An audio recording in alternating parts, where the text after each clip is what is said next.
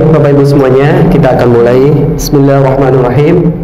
Assalamualaikum warahmatullahi wabarakatuh. Yang kami hormati Bapak Ustadz Dr. Yang kami hormati Ustadz Hashim Ikhwani, Sarjana Pendidikan. Yang kami hormati Ibu Hajah Leti selaku Ketua Ar-Royan. Yang kami hormati jamaah pengajian Ar-Royan yang dirahmati Allah Subhanahu wa taala. Alhamdulillah, Recording in progress. Wassalatu wassalamu ala asyrafil anbiya'i wal mursalin wa ala alihi wa sahbihi ajma'in. La hawla wa la quwwata illa billahil aliyyil azim. Allahumma shalli ala Muhammad wa ala ali Muhammad, amma ba'du. Alhamdulillah, puji syukur kehadirat Allah Subhanahu wa taala bahwa hari ini kita diberikan nikmat oleh Allah Subhanahu wa taala, yaitu nikmat iman, Islam, dan juga nikmat ihsan, sehingga Allah Subhanahu wa taala memberikan kesehatan kepada kita untuk menghadiri majelis kajian ilmiah di Majelis Ta'lim Ar-Royan Al-Azhar Kelapa Gading. Yang kedua, salawat serta salam semoga tercurahkan kepada uswah kita, tauladan kita, yaitu Rasulullah Muhammad sallallahu alaihi wasallam, kepada keluarganya, kepada sahabatnya, dan kepada orang-orang yang selalu setia kepada beliau hingga akhir zaman nanti. Amin amin ya rabbal alamin.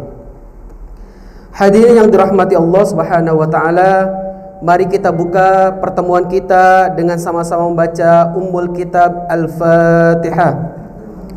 A'udzu billahi minasy syaithanir rajim. Bismillahirrahmanirrahim. Alhamdulillahi rabbil alamin. Ar-Rahmanir Rahim. Maliki yaumiddin. Iyyaka na'budu wa iyyaka nasta'in. Ihdinas siratal mustaqim. الذين أنعمت عليهم غير المغضوب عليهم ولا الضالين. Amin amin ya rabbal alamin. Bapak Ibu semuanya yang dirahmati Allah Subhanahu wa taala, sebelum acara kita mulai, saya sebagai host ingin menyampaikan susunan acara pada pagi hari ini.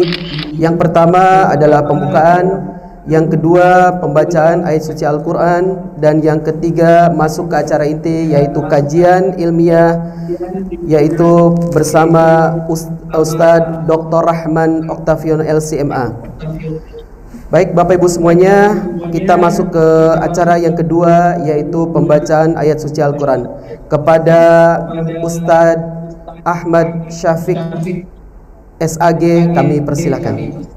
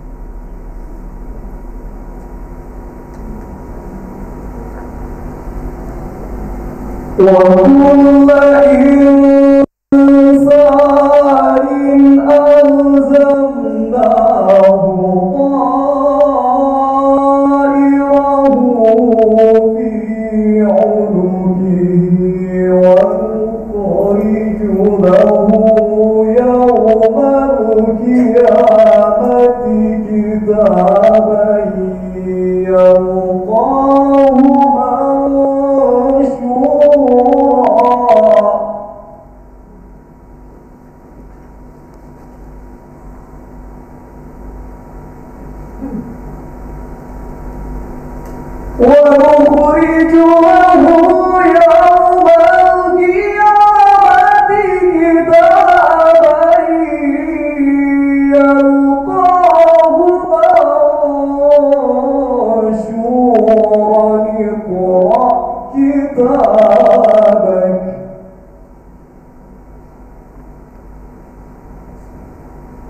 اقرأ كتابك كفى بنفسك اليوم عليك حسيبا صدق الله العظيم.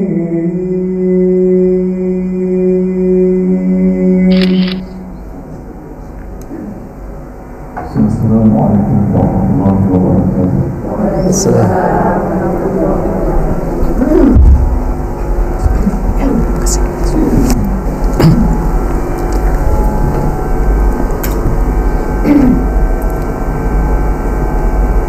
Sadaqallahul azim wa sadaqa rasulillah ala dzalika minasyahidin wa syakirin. Terima kasih kami sampaikan kepada Ustadz Ahmad Syafiq SAG yang telah membacakan ayat suci Al-Quran. Mudah-mudahan yang membaca dan kita yang mendengarkan mendapatkan syafaat dari Al-Quran dan dari Allah Subhanahu wa Ta'ala. Amin amin ya rabbal alamin. Hadirin yang dirahmati Allah Subhanahu wa Ta'ala, sebelum kajian kita mulai, saya akan membacakan profil dari pemateri kita hari ini. Beliau adalah Dr. Rahmawan Oktavianto LCMA, aktivitas dosen Institut Agama Islam Jamiatul Khair, yaitu IAIJ Jakarta Pusat. Kemudian dosen Sekolah Tinggi Pendidikan Dai An-Nu'ami. Kemudian dosen Universitas Al-Azhar Indonesia, dosen Stikes Muhammad Haji Tamrin Jakarta Timur. Kemudian Safari Dakwah Melbourne Australia, pengisi kajian online di New Zealand Australia. Kemudian pengajar tetap di Masjid Baitul Iman, Baitus Sabirin, Nurul Falah, Nurul Islam, Nurul Syifa Al-Wataniyah. Kemudian At-Taqwa, Rumah Sakit Saroso Al-Barakah Koja, Ar-Rohama Warakas, Al-Arif Cepaka Putih, An-Nizam Baitul Muttaqin Rawasari. Kemudian Masjid Syuhada Romangun, Syahid Hotel Sudirman, Cyber Haji H Kuningan, Kementerian Pertahanan Republik Indonesia, kemudian Komplek Kostrad PI, Yon Air belakang Bank Muamalah, kantor pajak dan lain-lain. Kemudian beliau juga menulis sebuah buku. Yang pertama adalah beliau menyusun Kamus Arab Betawi, kemudian realita pengajaran bahasa Arab di pesantren dan madrasah di Indonesia, kemudian beberapa makalah dan puisi yang dimuat majalah-majalah Seketsa PPI Sudan, kemudian studi komparasi bahasa Arab dan bahasa Betawi berbahasa Arab. Masya Allah, luar biasa banyak Ustaz ya. Baik jamaah sekalian, alhamdulillah. Pada kajian kali ini kita bertema Muhammad penghulu peradaban yang tak lekang dimakan zaman. Ini sesuai dengan bulan kita, yaitu bulan Rabiul Awal, yaitu memperingati Maulid Nabi Muhammad sallallahu alaihi wasallam. Mudah-mudahan kita yang ada di sini yang cinta kepada Rasulullah, kepada keluarganya, kepada sahabatnya, dan kepada tabi'in dan kepada orang-orang yang selalu setia kepada beliau. Berbicara mengenai Rasulullah sallallahu alaihi wasallam tidak akan selesai sampai dari mulai awal sampai akhir nanti akhir zaman. Rasulullah sallallahu alaihi wasallam selalu mewarnai peradaban di dunia. Bagaimana seorang Rasulullah Muhammad, yaitu seorang anak yatim yang kemudian bisa mewarnai peradaban dunia Arab sampai ke peradaban dunia saat ini. Bagaimana Rasulullah mengubah jahiliyah menjadi zaman yang dimana zaman itu zaman kepintaran.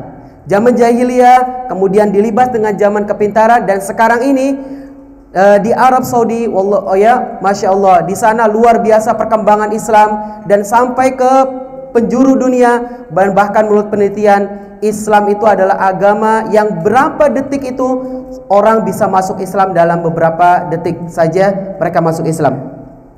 Baik, jamaah sekalian, untuk lebih jelasnya mari kita dengarkan dari paparan dari Dr. Rahmawan Oktavianto LCMA yang akan menyampaikan tentang tema Muhammad, penghulu peradaban yang tak lekang dimakan zaman. Kepada beliau kami persilakan. Bisa minta nama-nama yang disebut Ustaz. Ustadz Hashim sama boleh itu. Pakai ini enggak? Enggak ini ya. Iya.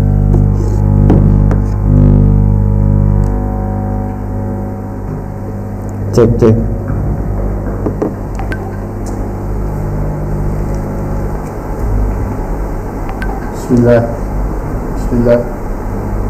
Bismillah, kedengaran? Ini enggak?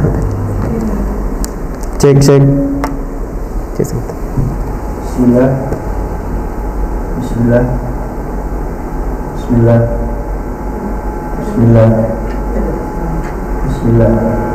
Ya, silakan. Bismillahirrahmanirrahim. Assalamualaikum warahmatullahi wabarakatuh. Waalaikumsalam warahmatullahi wabarakatuh.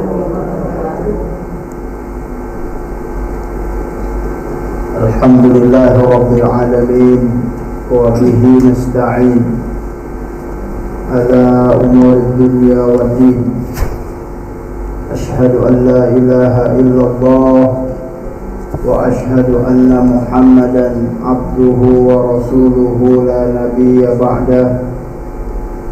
Allahumma salli wa sallim wa barik wa an'im ala habibina wa syafi'ina sayyidina Muhammadin sallallahu alaihi wasallam wa ala alihi wa ashabihi wa man tabi'ahum bi ihsanin ila yaumiddin.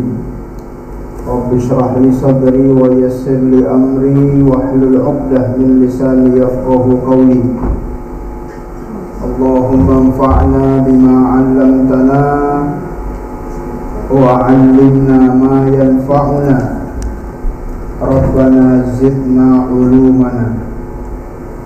Semoga Allah berkenan menambahkan ilmu pengetahuan kita tentang ajaran agama. Semoga apa yang kita simak pada pagi hari ini bermanfaat bagi kehidupan dunia dan akhirat kita. Amin ya rabbal alamin. Yang kami hormati segenap para pimpinan,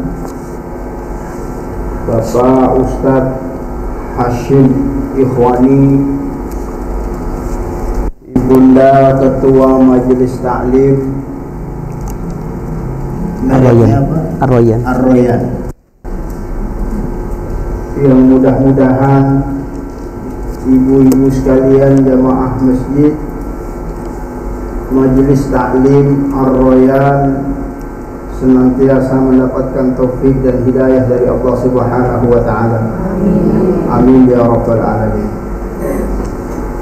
Alhamdulillah, pada kesempatan pagi hari ini saya bisa bersilaturahmi perdana.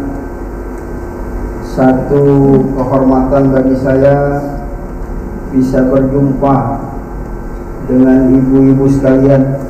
Masya Allah, ibu-ibu yang cantik pada masa lalunya. Ya sekarang masih, insya Allah. Mudah-mudahan nanti masuk surga tambah cantik melebihi bidadari-bidadari surga.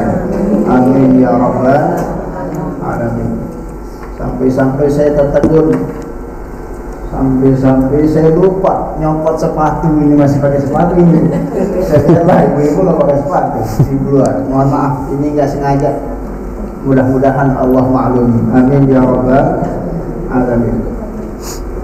Bunda sekalian, saya diamanahkan untuk menyampaikan satu tema yang berat ini, berbicara tentang kemuliaan baginda Nabi besar Muhammad sallallahu alaihi wasallam. penghulu peradaban yang tak lekang dimakan zaman. Siapa yang sanggup menuliskan keagungan baginda Nabi besar Muhammad sallallahu alaihi wasallam? Seorang yang agung, seorang yang mulia, sampai-sampai Allah dan malaikatnya berselawat kepada baginda Nabi besar Muhammad sallallahu alaihi wasallam. Innallaha wa malaikatahu yusholluna 'alan nabi. Wahai, sesungguhnya Allah Tuhan pencipta jagat raya, malaikat-malaikatnya, makhluk-makhluk Allah yang suci tidak pernah berdosa, telah mengucapkan salawat kepada baginda Nabi besar Muhammad sallallahu alaihi wasallam. Kemudian Allah perintahkan kepada kita, ya ayyuhallazina amanu sallu alaihi wa sallimu taslima. Wahai kalian yang mengaku beriman kepada Allah, berselawatlah kepada baginda Nabi besar Muhammad sallallahu alaihi wasallam. Allah firmankan ini di dalam surat Al-Ahzab yang insyaallah kita sering dengar dan insyaallah banyak di antara kita yang hafal. Siapa yang sanggup menceritakan keagungan manusia yang Allah pencipta alam semesta berselawat kepadanya? Oleh karena itu, ini tema yang sangat berat, sehingga saya memutuskan untuk tidak berceramah pada pagi hari ini. Jadi saya pamit apa gimana? Namun saya lebih beralih untuk setidaknya mengkaji apa yang disusun oleh para ulama dari hadis-hadis yang Rasulullah sallallahu alaihi wasallam deskripsikan tentang dirinya dan para sahabat yang pernah hidup bersama mereka. Oleh karena itu, mudah sekalian, izinkan saya pada pertemuan pagi hari ini di dalam membahas tema judul besar yang diminta untuk membahas satu kitab yang berjudul Asy-Syama'il Al-Muhammadiyah wal Khasail Al-Mustafawiyah. Apa judulnya, Bu? Iya, Muhammadiyah. Iya. Judulnya ada di depan. Kelihatan nggak tulisannya? Kelihatan. Iya. Ya, bahwa Nabi kita Muhammad sallallahu alaihi wasallam namuzajan lil kamalil bashari. Dia merupakan prototip manusia yang sangat sempurna. Wa hadza la yakunu li syakhsin illa ka Rasulillah sallallahu alaihi wasallam. Sosok yang tidak pernah hidup sebelumnya dan tidak akan pernah ada di muka bumi ini kecuali beliau adalah orang satu-satunya yang maha sempurna. Keberaniannya, kejujurannya, hikmah bijaksananya, akhlaknya yang sempurna, ilmunya yang luar biasa, kedermawanannya, kezuhudannya, keikhlasannya, seluruhnya tidak ada yang menandingi baginda Nabi Muhammad sallallahu alaihi wasallam. Kita baca itu dalam sejarah, beliau sosok seorang pedagang, masya Allah, saking jujurnya dagang, sampai-sampai yang punya dagangan naksir sama dia. Ya, betul ya? Ya, siapa yang naksir? Ibunda Khadijah radhiyallahu anha, yang dulunya adalah baginda Nabi, pegawai beliau, seorang yang jujur, as-sadiq al-misali, sahabat yang luar biasa. Sampai-sampai ada seorang sahabatnya namanya Abu Bakar menikahkan putrinya dengan beliau. Ya, Ibu, sejarahnya kan begitu.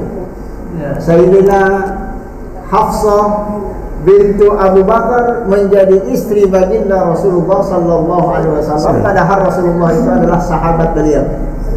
Ya, siapa di antara kita yang menikahkan putrinya sama teman kita? Ya kan enggak ada. Ya, ini saking agungnya baginda Rasulullah sallallahu alaihi wasallam. Az-zaujul misali, suami yang ideal. Al-abul misali, ayah yang ideal.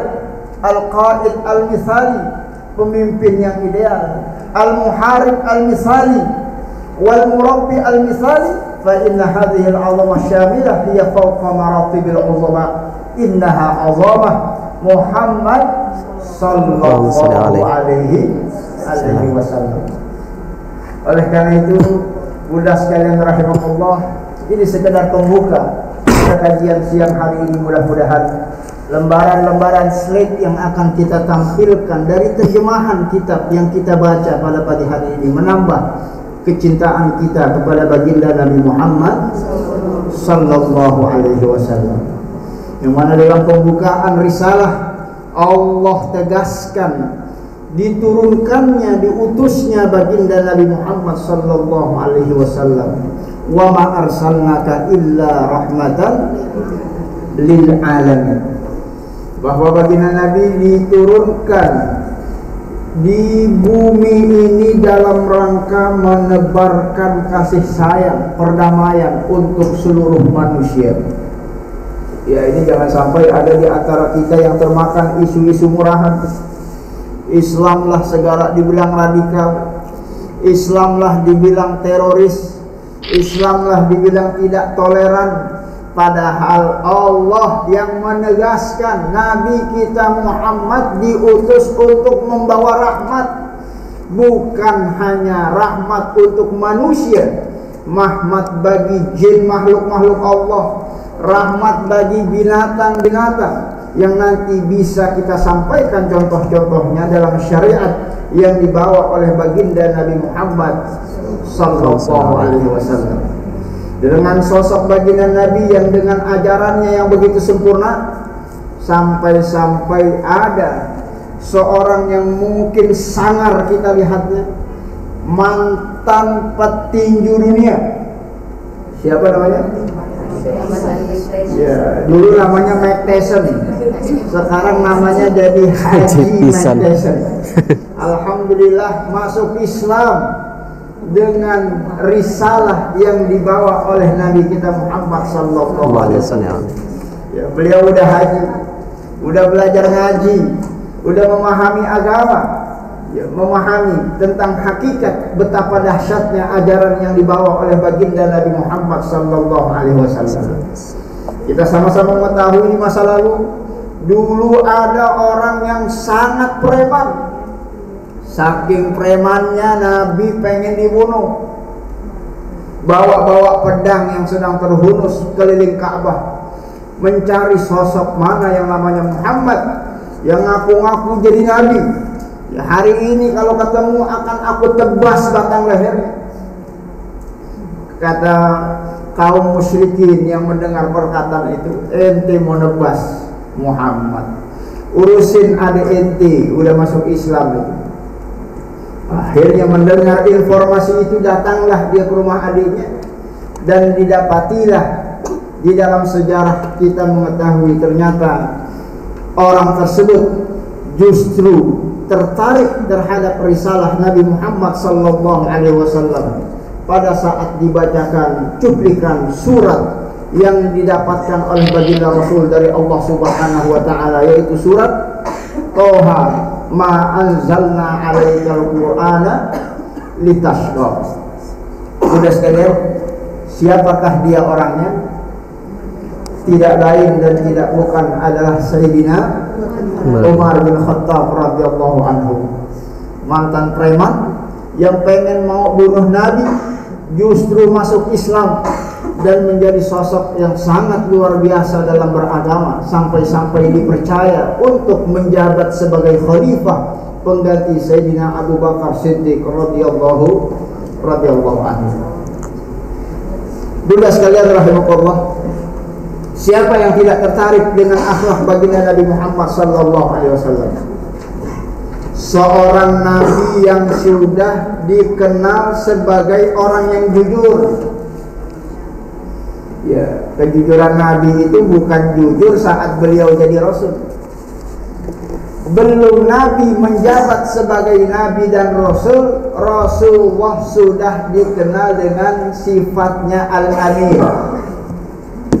Ya, kalau Bunda kembali membaca sejarah, tentu kita mengingat terjadinya peristiwa renovasi Ka'bah.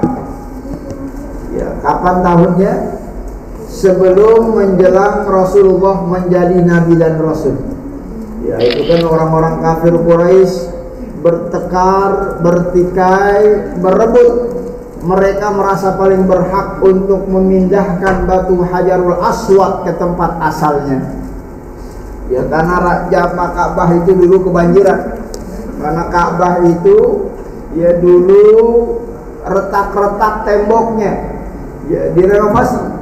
Dan ternyata perselisihan kafir Quraisy merasa paling berhak terhadap siapa yang memindahkan batu Hajarul Aswad itu terselesaikan pada saat disebutlah nama Muhammad yang belum menjadi nabi dan rasul, karena mereka mengetahui bahwa Muhammad itu adalah sosok yang digelari dengan Al-Amin. Al-Amin itu orang yang paling bisa dipercaya.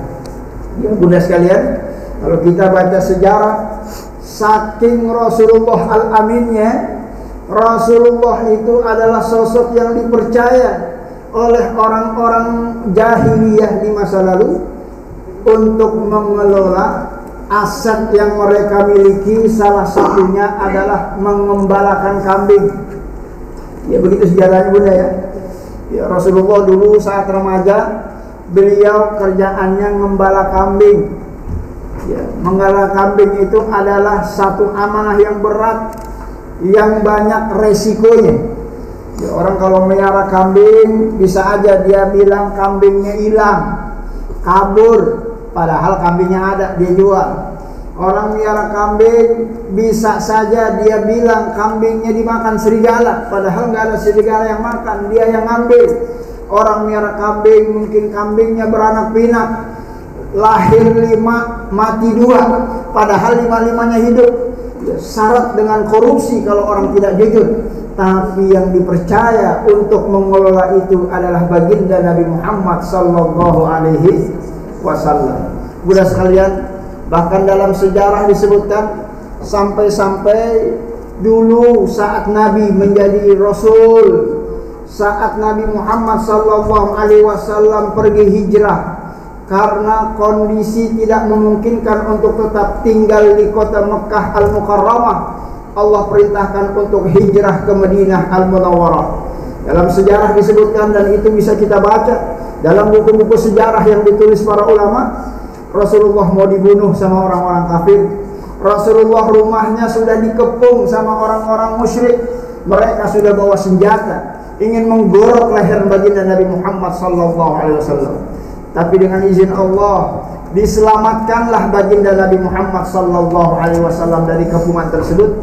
Bunda sekalian, apa yang Rasulullah lakukan sebelum beliau pergi meninggalkan kota kelahirannya?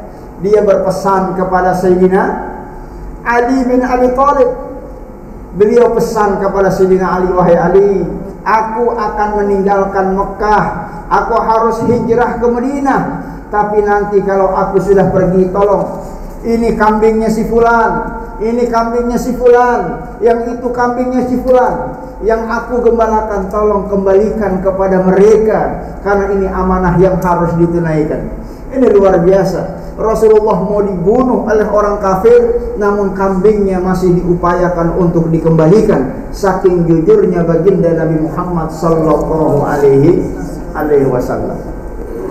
Bunda sekalian rahimakumullah, betapa dahsyatnya keagungan baginda Rasulullah sallallahu alaihi wasallam saat diceritakan oleh pembantu beliau.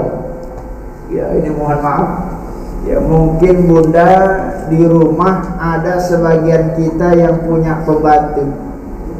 Ada bunda ya, punya pembantu rumah tangga yang bantuin ngepel, yang bantuin gosok, yang bantuin nyiram puhunan, yang bantuin nyupir, yang bantuin anaknya pergi sekolah, yang bantuin masak. Ada bunda ya? Ya mungkin sebagian kita punya pembantu. Kira-kira kalau ditanya, pembantu kita selama kerja di rumah kita pernah nggak kita omelin?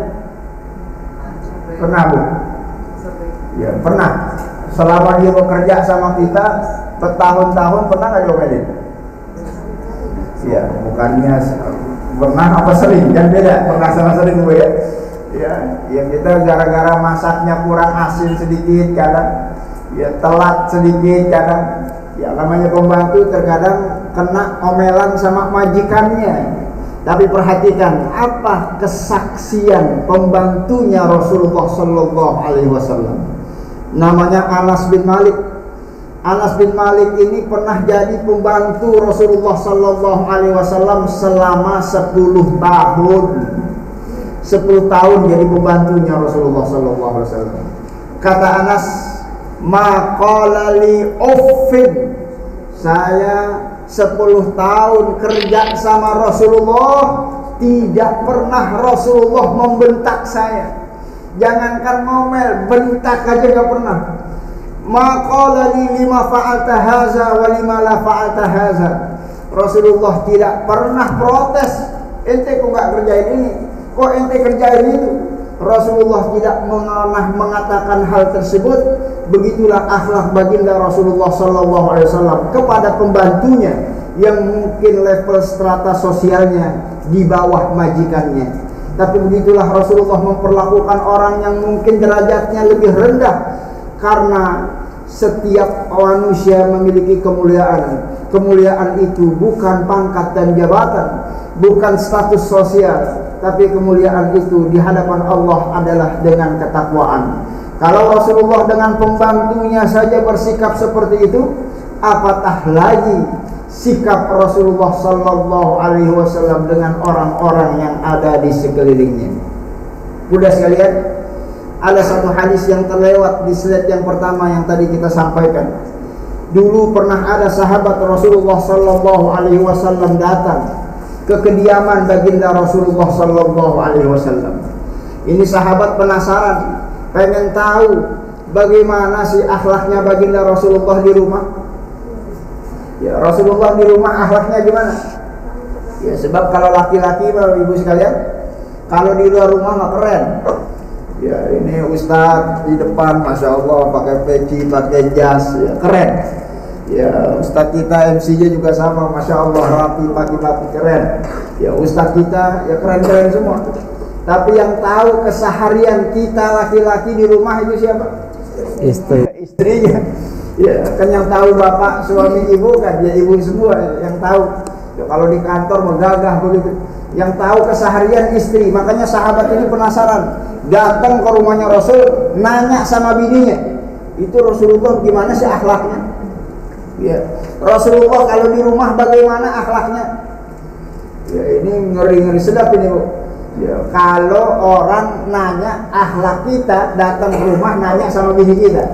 Ya, kira-kira kalau ada orang nanya ke ibu gimana akhlak suaminya di rumah? Ya, mungkin sekata-katanya kita ucapkan. Ya, tapi apa yang diucapkan oleh Ibunda Aisyah radhiyallahu anha? Kata Ibunda Aisyah radhiyallahu anha, kana khuluquhul Quran. Kalian gak usah tanya akhlaknya Nabi. Itu kebaikan-kebaikan yang ada di Quran. Akhlak-akhlak yang ada di Quran itu semuanya akhlak baginda Nabi Muhammad sallallahu alaihi wasallam. Keburukan-keburukan yang ada di Quran itu tidak ada dalam diri Nabi Muhammad sallallahu alaihi wasallam. Muhammad kana khuluqul Quran, beliau adalah sosok Al-Quran yang berjalan.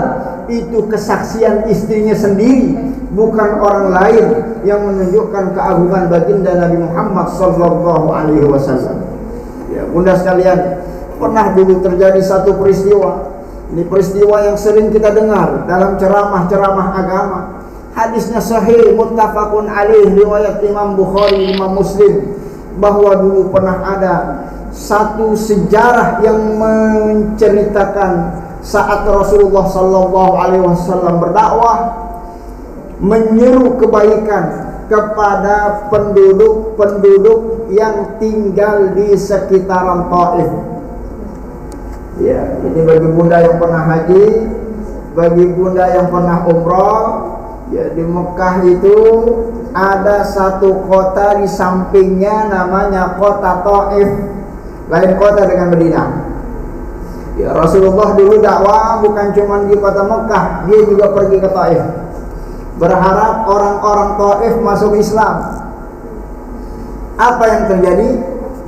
Yang terjadi justru malah Rasulullah sallallahu alaihi wasallam darabahu qaumuhu fa'adnahu, disambit sama orang-orang Taif pakai batu.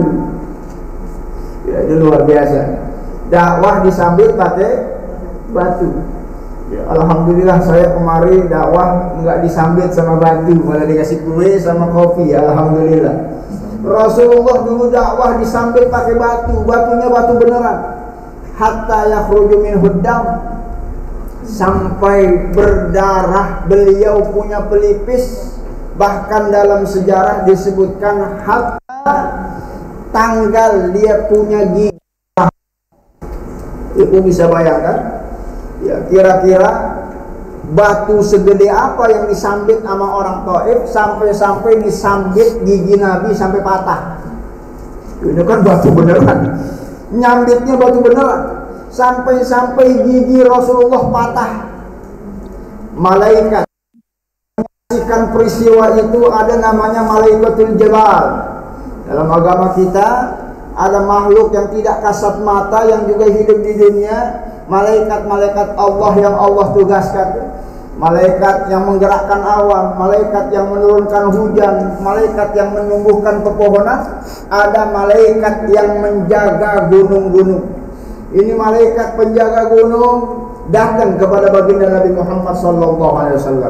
Ya Muhammad, kurang ajar itu orang-orang Taif ya Muhammad. Engkau berdakwah menyeru mereka untuk menjadi orang yang baik, malah justru disambit engkau sampai berdarah. Wahai Muhammad, engkau adalah kekasih Allah, manusia yang paling mulia yang amat sangat dicintai oleh Allah. Ya Muhammad, izinkan aku untuk menghadap kepada Tuhanmu. Aku ingin balikan gunung yang aku jaga ini, akan kutimpakan orang-orang Taif biar mati hancur semuanya karena kurang ajar kepada aku. Tawaran malaikat penjaga gunung untuk menghancurkan orang-orang Taif yang kurang ajar sama baginda Nabi Muhammad sallallahu alaihi wasallam. Ya, kira-kira kalau kita yang jadi Nabi Muhammad apa jawabannya, Bu? Ya kita timpain itu biar mati dan gue berdarah-darah ini. Ya, mungkin begitu jawaban kita. Tapi apa jawaban baginda Nabi Muhammad sallallahu alaihi wasallam? Jawabannya, Allahumma ighfir liqaumi fa innahum qaumun la ya'lamun. Ya Allah, ampuni kaumku, umatku, sesungguhnya mereka itu enggak tahu kalau aku ini adalah utusan Allah yang membawa risalah kebenaran. Yang aku inginkan, aku berharap kepada Allah, mungkin mereka tidak mau beriman, tapi aku berharap nanti ada anak di antara keturunan mereka yang mau beriman kepada Allah Subhanahu wa ta'ala. Ini luar biasa akhlak baginda Nabi Muhammad sallallahu alaihi wasallam. Sehingga Bapak jamaah sekalian, Ibu rahimakumullah, sampai-sampai dulu pernah kami waktu mahasiswa pernah iktikaf di Masjidil Haram. Ya, sekitaran tahun 2004 di bulan suci Ramadan. Saat itu saya masih semester 1 ya Ustaz. Ya, kami seumuran ini. Ya, sama-sama lahir tahun 81. Ya, sama-sama dengan Ustaz. Ya, cuman umurnya beda. Kalau saya agak mudaan sedikit walaupun lahirnya sama. Ya, mudah-mudahan saat saya iktikaf, saya perhatikan ada orang Arab yang iktikaf di Masjidil Haram, kalau dia lagi sholat baca Quran terus nggak pulang ke rumahnya, Ya, bahkan kalau dia kehabisan bekal. Ya, zaman itu belum musim transfer pakai HP. Ya, zaman itu belum musim gesek-gesek ATM. Ya, kalau dia kehabisan bekal, itu HP dia dijual. Yang penting bisa tetap iktikaf di Mekah, di Masjidil Haram, biar dia nggak pulang ke rumahnya. Saya kenalan, Bapak dari mana? Ya, tentu kenalannya pakai bahasa Arab. Min ain? Ya, Mas Nuk, kita kenalan dulu namanya, tinggal di mana? Ternyata saat kami kenalan, rata-rata yang saya tanya itu mereka tinggalnya di kota Taif. Udah saya lihat, saya teringat hadis ini. Jangan-jangan ini anak cucu keturunan orang-orang yang dulu nyambitin Rasulullah sallallahu alaihi wasallam. Tapi dengan doa baginda Nabi Muhammad sallallahu alaihi wasallam, mereka menjadi orang yang beriman kepada Allah Subhanahu wa taala. Sallu ala Rasulillah sallallahu alaihi wasallam. Oleh karena itu hadirin jamaah sekalian rahimakumullah, bunda sekalian, ini juga ya berpengaruh di dalam kehidupan kita. Ya, jangan berputus asa terhadap kita yang memiliki anak, cucu dan keturunan. Ya, karena hidayah itu di tangan Allah Subhanahu wa taala. Ya, mungkin tidak semua anak-anak kita ya, masih meninggalkan ibadah sholat.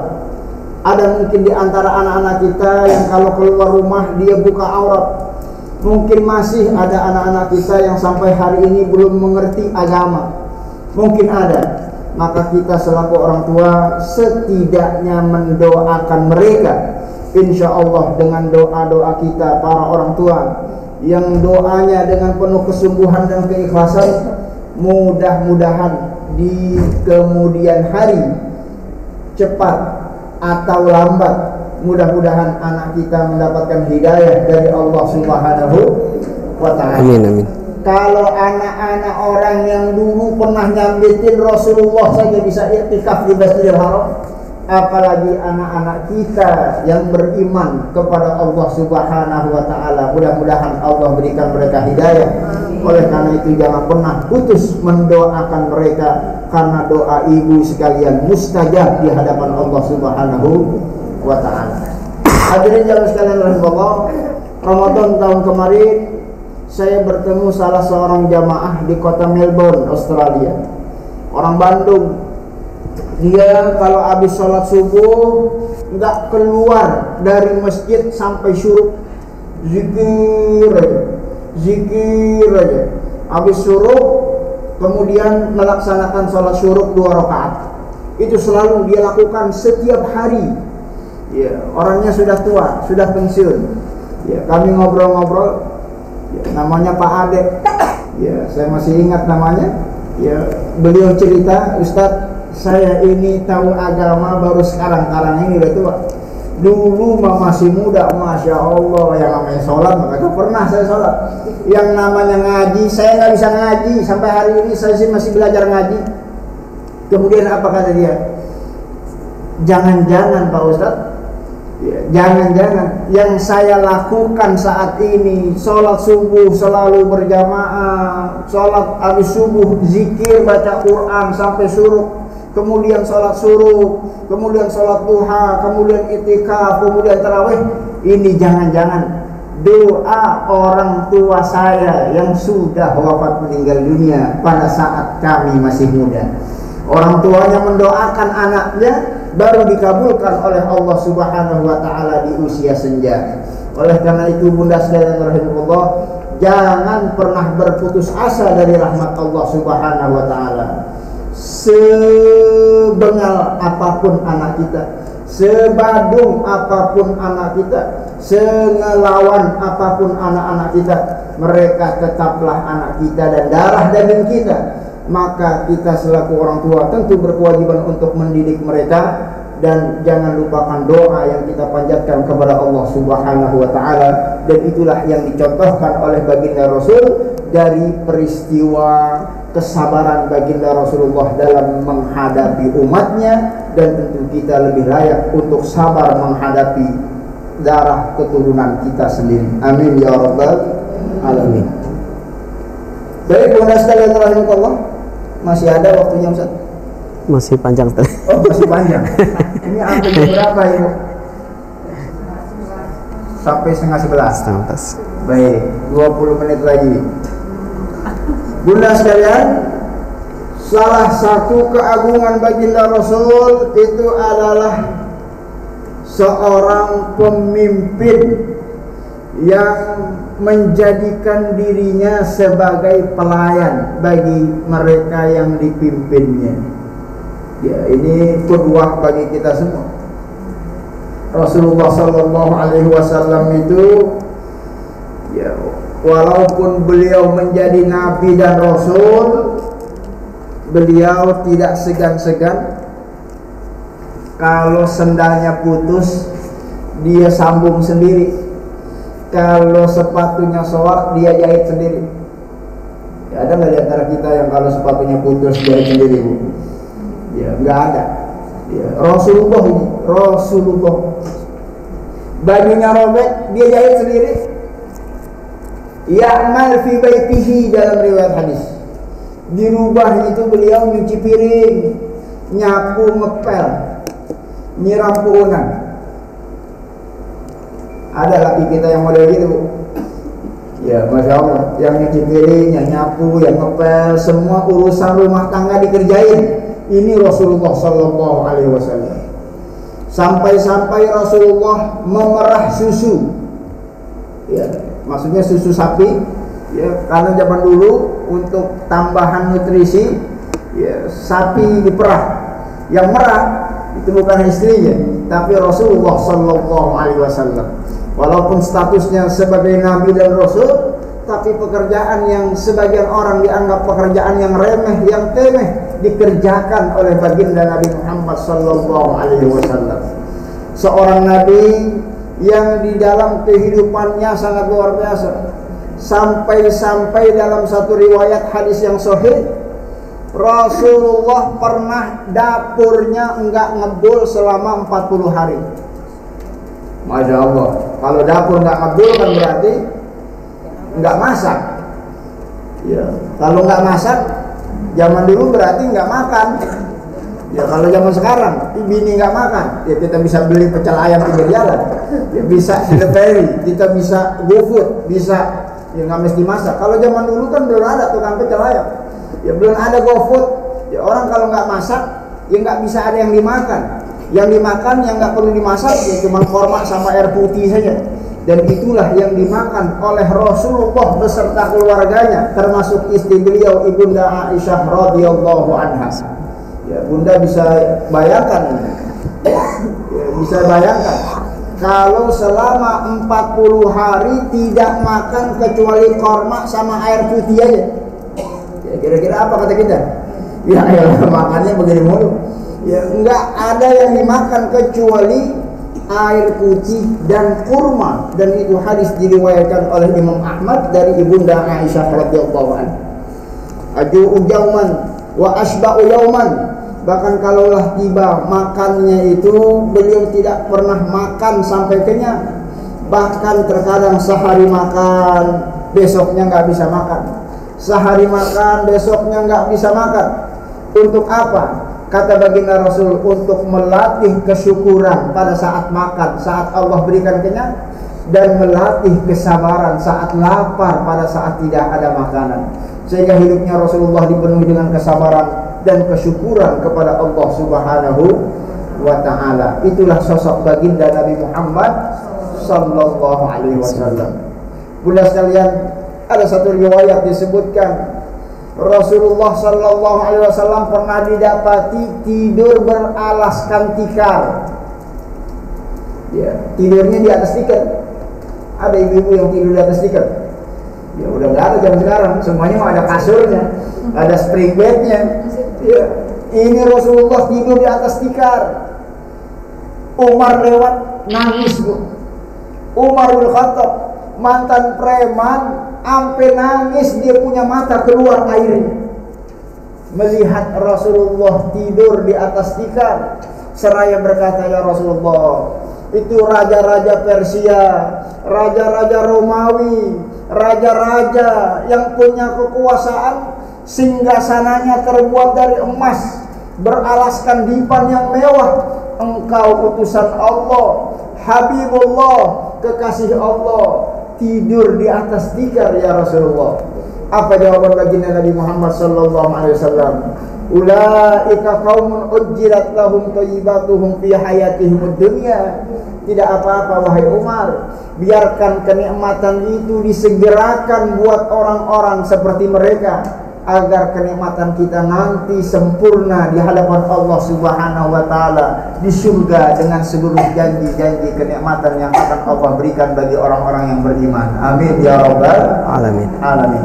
Pula sekalian, begitulah kehidupan Rasulullah sallallahu alaihi wasallam. Seseorang yang di dalam kepemilikan harta tidak menjadikan harta itu sesuatu yang kekal abadi di tangannya, tapi selalu didermakan kepada orang-orang yang membutuhkan.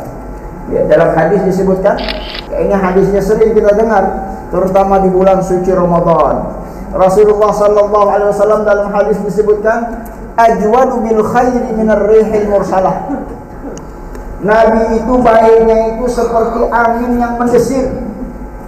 Angin yang bertiup. Ya, kalau angin yang bertiup, yang kena siapa, Bu?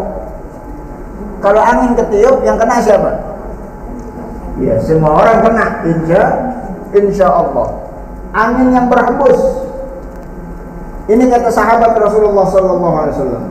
Wabil khusus kalau datang bulan suci Ramadan, ya Rasulullah kelihatan lagi kedermawannya itu lebih ya menonjol dibandingkan sifat-sifat lainnya. Ya, kita ingin sebutkan beberapa informasi hadis. Ya, ini yang kita sampaikan bukan cerita, bukan dongeng, bukan fiktif, bukan karang-karang, bukan novel. Ini cerita hadis-hadis yang disampaikan oleh sahabat-sahabat Rasulullah sallallahu alaihi wasallam yang pernah hidup bersama baginda Rasulullah sallallahu alaihi wasallam. Bulan sekalian, pernah ada satu riwayat Rasulullah sallallahu alaihi wasallam pernah punya kambing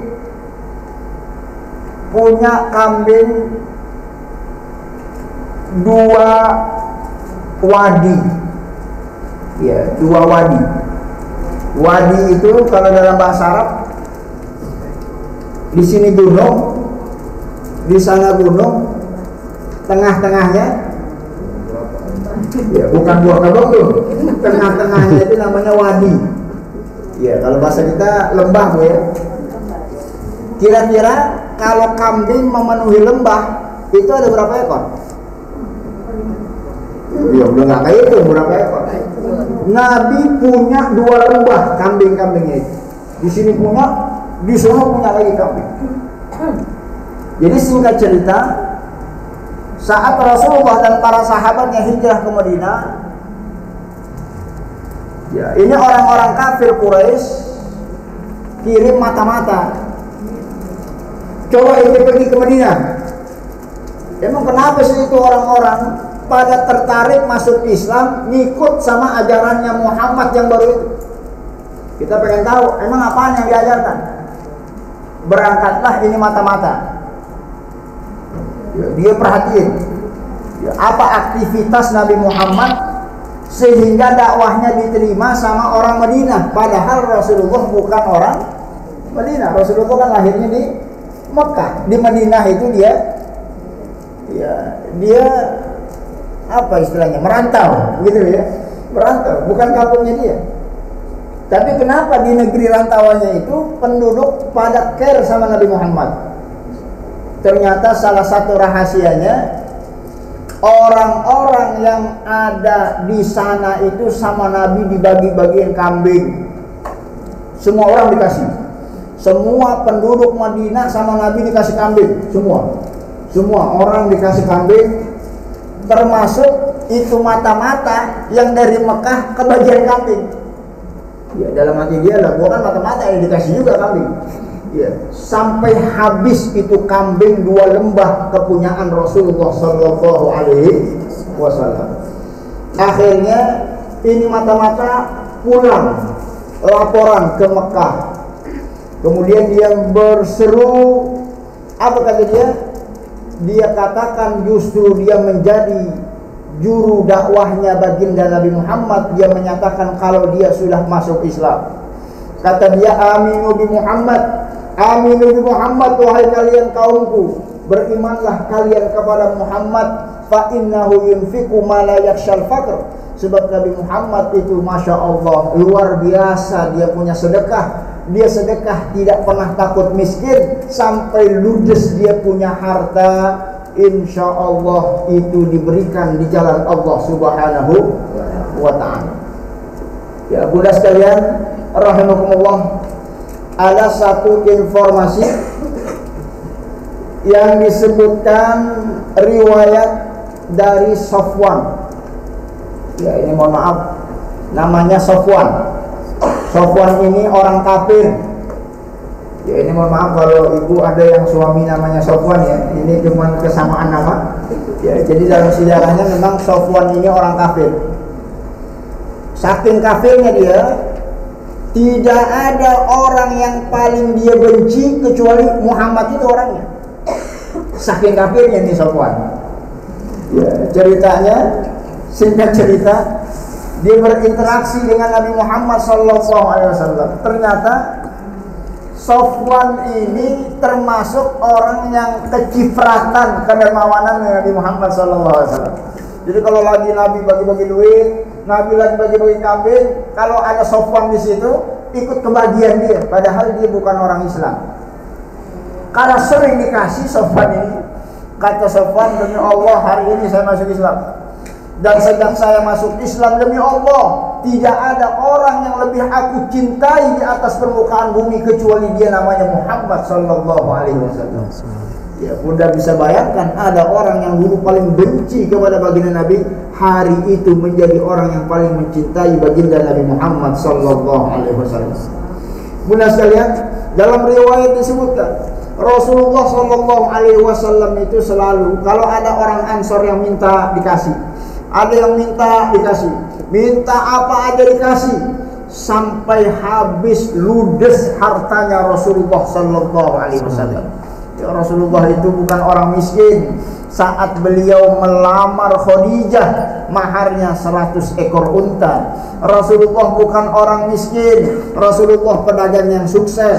Rasulullah peternak kambing yang banyak. Rasulullah sallallahu alaihi wasallam memiliki aset yang melimpah. Dalam riwayat Rasulullah pernah berkurban dalam satu momen 100 ekor unta. Di dalam hadis yang disebutkan oleh Syekh Sabiq dalam kitab Fiqh Sunnah. Tapi harta yang beliau miliki habis ludes dibagikan untuk kaum muslimin dan perjuangan Islam, sehingga Islam yang dulu ratusan tahun yang lalu sampai cuman di Arab, sampai hari ini alhamdulillah kita yang hidup di Nusantara kecipratan keberkahan ajaran baginda Nabi Muhammad sallallahu alaihi wasallam. Sallu ala Rasulillah sallallahu alaihi wasallam. Bunda sekalian, ada satu riwayat asbabun nuzul satu ayat. Ya, Bunda pernah mendengar asbabun nuzul surat Al-Hasyr? Ada yang pernah mendengar? Ya, tentang walladzina tabawwa'ud dara wal imana min qablihim yuhibbuna man hajara ilaihim wa la yajiduna fi sudurihim hajah wa utu wa yu'thiruna ala anfusihim walau kana bihim khasasah. Kelihatan nggak yang tulisannya warna kuning? Ya, ini ayat-ayat Quran tentang masalah itsar. Itsar itu adalah pada saat orang mendahulukan kepentingan orang lain meskipun dirinya itu sebenarnya butuh. Ya, ini satu tingkat derajat iman yang paling tinggi, namanya itsar. Rasulullah itu saking baiknya, kalau ada sahabat yang datang minta bantuan, dia lagi nggak punya, Rasulullah sallallahu alaihi wasallam bawa itu sahabat ke masjid untuk dilelang. Ya, kalau kita kan mohon maaf, kalau ada teman kita ke rumah minta bantuan, kita sendiri lagi nggak punya, kira-kira apa, Bu?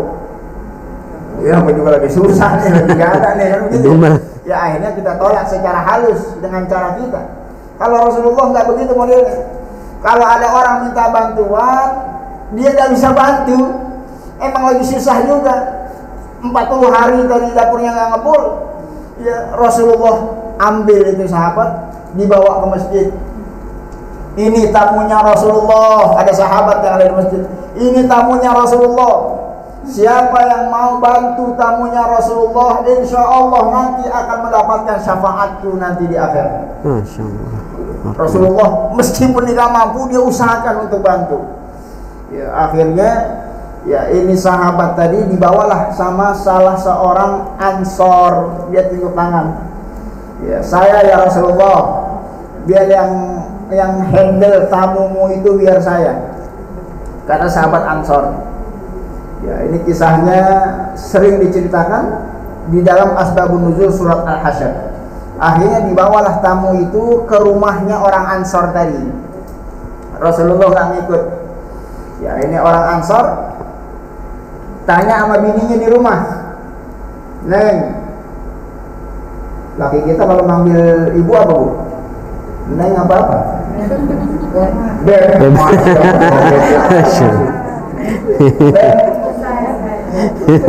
Luar biasa. Apa? Ini ada tamunya Rasulullah, tolong dijamu.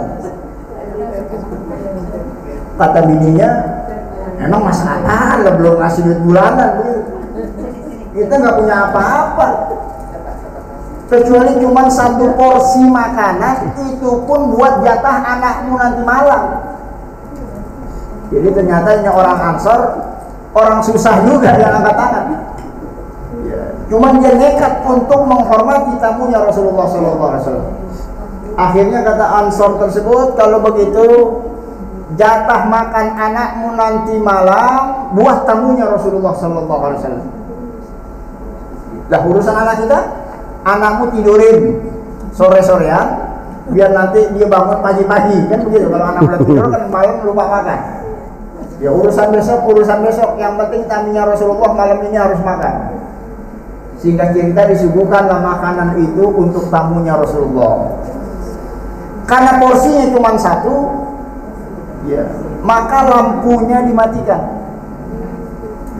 Lampunya dimatiin. Ya tentunya bukan lampu model kayak kita, zaman dulu kan masih pakai petromah begitu.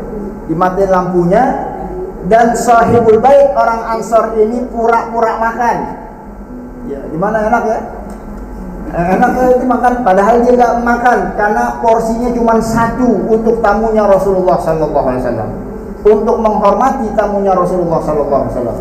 Singkat cerita, selesai kenyang makan tamunya Rasulullah, tidur istirahat di rumahnya, pagi salat berjamaah bersama Rasulullah SAW.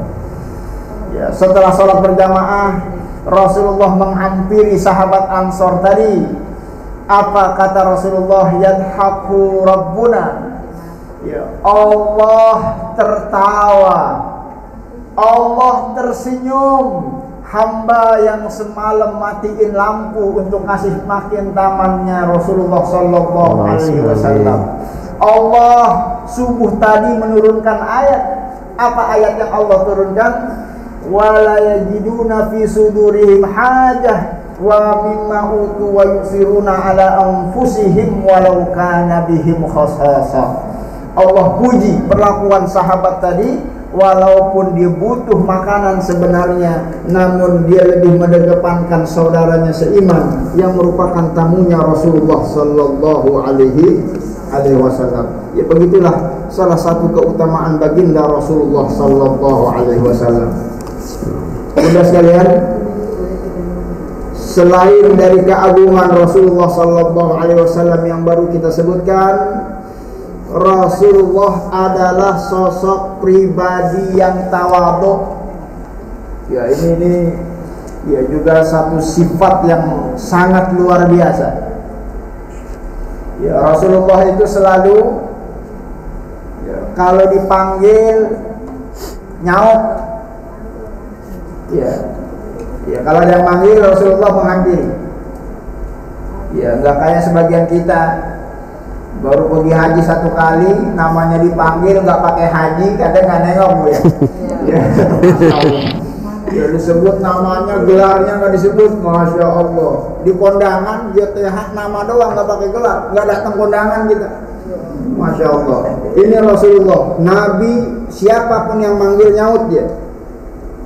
Ya, Nabi Muhammad SAW kalau dipuji ya khairal bariyah, wahai sebaik-baiknya manusia. Apa katanya? itu bukan saya. Wa zaka Ibrahim, itu mah Ibrahim bapak moyang saya. Padahal Rasulullah adalah semulia-mulianya manusia. Rasulullah sallallahu alaihi wasallam yaqudul marid. Ya, Rasulullah itu kalau ada sahabatnya yang sakit, beliau jenguk. Ya, gak peduli dia atasan atau bawahan, gak peduli dia orang kaya atau orang miskin, gak peduli. Ya, dia jenguk sahabatnya yang sakit. Wa yatba'ul janais, masih mau gotong-gotong jenazah kalau ada orang meninggal. Wa yad'u da'watal mamluk, kalau ada budak sahaya yang ngundang dia, Masya Allah, datang Rasulullah. Ya, kalau kita kan ada kondangan, lihat dulu ini kondangannya di gedung apa di kantor RW, kan begitu ya? Ya, kalau di gedung Masya Allah, ya kita usahain. Kalau di kantor RW udah males dah, parkirnya susah, misalnya begitu. Ya, ini sifat-sifat yang tidak sesuai dengan akhlak baginda Rasulullah. Wa yarkabul himar, masih mau Rasulullah naik himar. Ya, padahal ada unta, ada kuda. Wa idza faqada ar-rajulu min ikhwanihi salasata ayyam yas'al. Ya, kalau 3 hari nggak ketemu sama temannya, ini kemana sih pulang? Ditanya, kemana? Apa sakit? Kalau sakit dia jenguk. Apalagi pergi, kalau lagi pergi didoakan. Wa in kana ghaiban da'alahu wa in kana syahida zarahu wa in kana maridan atahu. Begitulah akhlak baginda Rasulullah sallallahu alaihi wasallam. Jalasa haitsu yajlis yantahil majlis. Rasulullah itu kalau duduk baru datang dicari bangku yang kosong. Ya, enggak mesti duduk di depan. Rasulullah sallallahu alaihi wasallam menjalasa fi hajah sabarahu hatta yakunu fi minsarif anhu. Rasulullah itu kalau ada yang curhat, sahabatnya didengerin itu curhatnya sampai selesai. Itu akhlaknya baginda Rasulullah sallallahu alaihi wasallam. Bahkan dalam riwayat disebutkan mudah sekalian, Rasulullah sampai-sampai bercengkrama, bercanda sama nenek-nenek. Ya, ini mohon maaf Ustaz. Ya, bercanda sama nenek-nenek. Apa untungnya? Ya, nenek-nenek bercandain. Ya, kalau gadis sekali, siapa tahu ya. Iya, ya. Nenek-nenek bercandain. Rasulullah SAW bercanda sama nenek-nenek. Apa salah satu candanya Rasulullah sama nenek-nenek? Kata Rasulullah, ya, satu hari, ya, anna imra'ah ajuza ja'at taqulu lahu. Ada nenek-nenek datang kepada Rasulullah, ya Rasulullah, udhullah li ayyadkhulal jannah. Ya Rasulullah, ini kata nenek-nenek, doakan saya ya Rasulullah, biar nanti juga bisa masuk surga ya Rasulullah. Ya, ini doanya nenek-nenek. Apa jawaban Rasulullah? Ama Rasulullah ditimpalin, ya umma fulan, innal jannah la yadkhuluha ajuz. Mohon maaf, di surga nggak ada nenek-nenek. Ini kata Rasulullah. Ya, ini hadis Ibu. Hadis, ini bukan anekdot, ini hadis. Kata Rasulullah, mohon maaf, di surga nggak ada nenek-nenek. Akhirnya nenek-nenek ini wanza'atil mar'ah wa bakat. Sampai sedih itu nenek-nenek, nangis dia keluar air mata. Zannan minha annaha lan tadkhulul jannah. Dikiranya dia nggak bisa masuk surga. Falamma ra'a zalika, setelah Rasulullah melihat itu, Rasulullah melihat air matanya, yubayyana laha ardah 'anil ajuz la yadkhulul jannah ajuzan. Ya, bahwa nenek, ya tadi saya sih ngeprank doangan. Ya, tadi saya cuma bercanda. Ya, emang benar nenek-nenek nggak ada di surga. Tapi nanti nenek insya Allah masuk surga. Muda tapi nggak nenek-nenek lagi. Nenek nanti balik muda lagi. Masya Allah. Perawan lagi. Masya Allah. Kulitnya kenceng lagi. Masya Allah. Rambutnya hitam lagi. Masya Allah. Baut-baut dikencengin. Jangan takut. Sehingga Rasulullah bacakan ayat inna ansha'nahunna insya faja'alnahunna abqara uraban atrofa. Sampai girang itu nenek-nenek mendapatkan candaan baginda Rasulullah sallallahu alaihi wasallam. Luar biasa akhlak baginda Nabi Muhammad sallallahu alaihi wasallam. Bunda sekalian rahimakumullah, ada satu hadis, cuman waktunya udah lewat 5 menit ini Ustaz. Lanjut aja Ustaz. Lagi menikmati kata Ustaz. Nah, ini. Lanjut Ustaz. Belum puas katanya. Hadis nomor 213. kitab Sahih Bukhari dijelaskan Fathul Bari, ada orang Arab Baduy dari dusun datang, tiba-tiba kencing di dalam masjid. Masya Allah, ada orang kencing di dalam masjid. Balal Arabi fi masjid, hadisnya masyhur kalau dalam kitab-kitab fikih. Ya, kira-kira kalau ada orang kencing di masjid kita apa ya?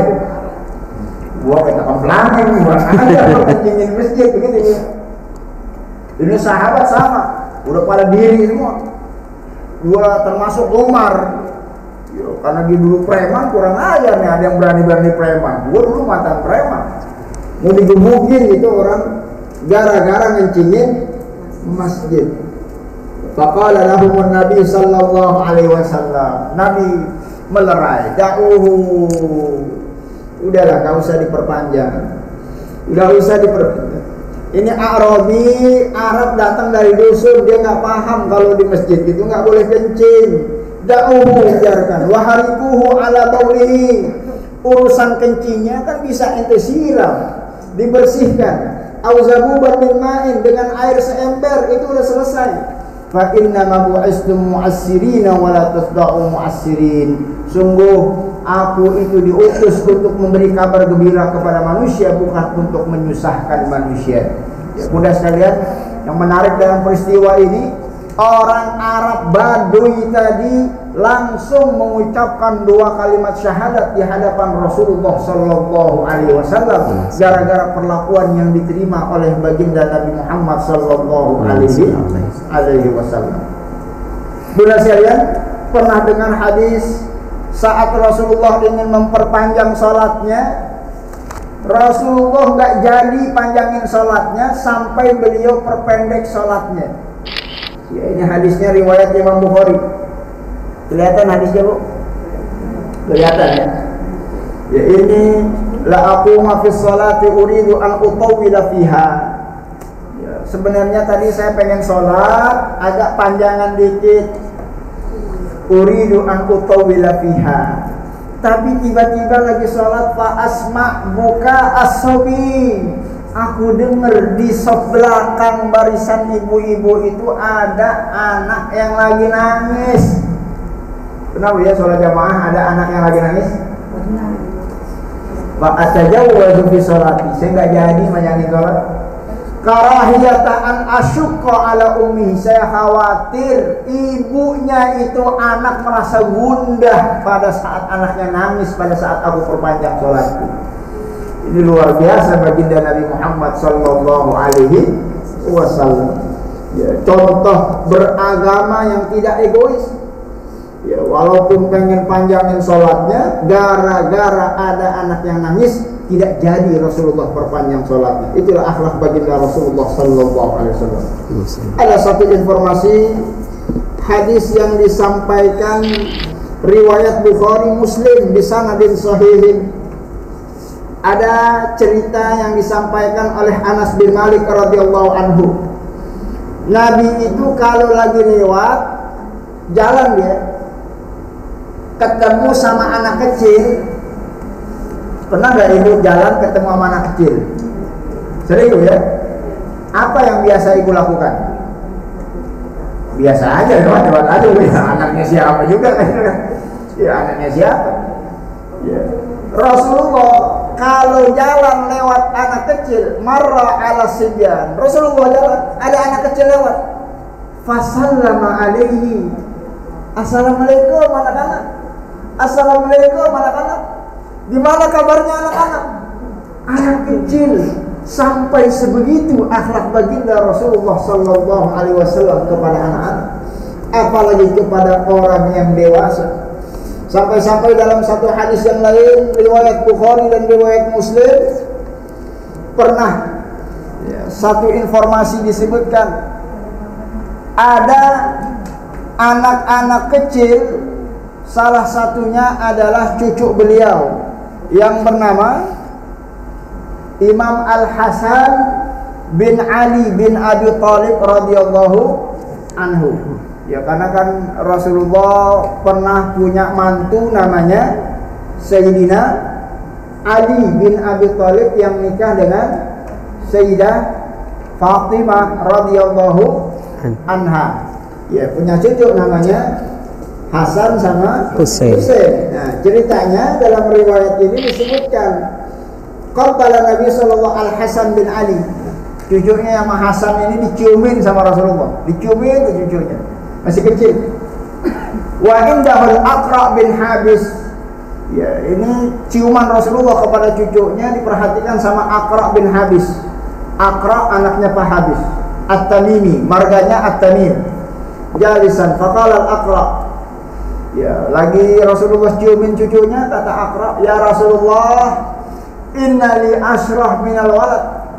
Saya di rumah jangankan cucu, saya anak ada 10 ya Rasulullah.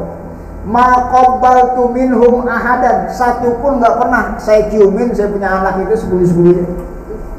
Apa kata Rasulullah? Fa nazara ila Rasulillah sallallahu alaihi wasallam summa qala man la yarham la yurham.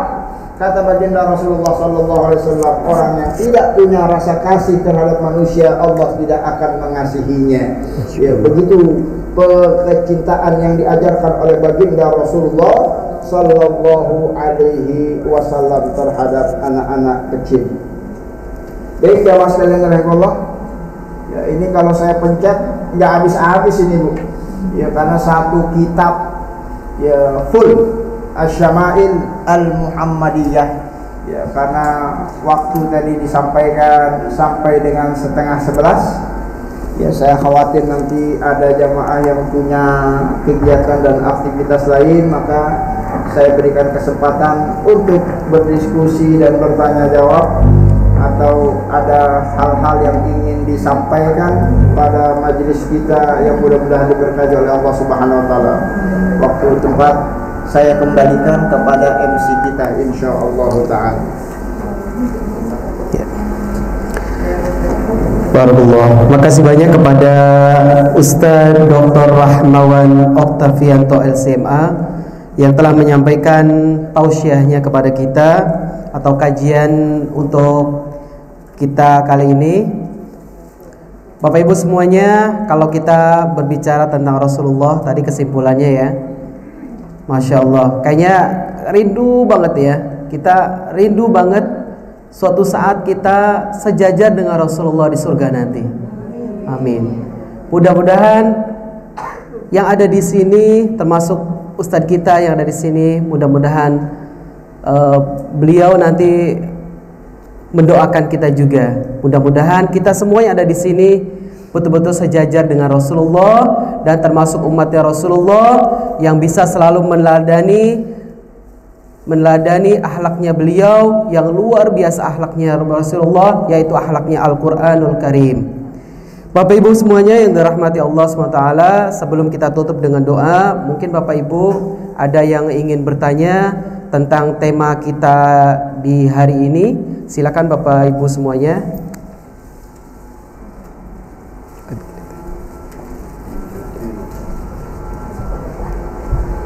Silakan boleh. Ya, Assalamualaikum warahmatullahi wabarakatuh. Ustaz, saya ingin mendapat sedikit pencerahan dari Ustaz. Jadi saya itu mungkin di antara kita semua itu tahu dari tadi beberapa kali Ustaz bilang bahwa masyarakat mic-nya kegedean.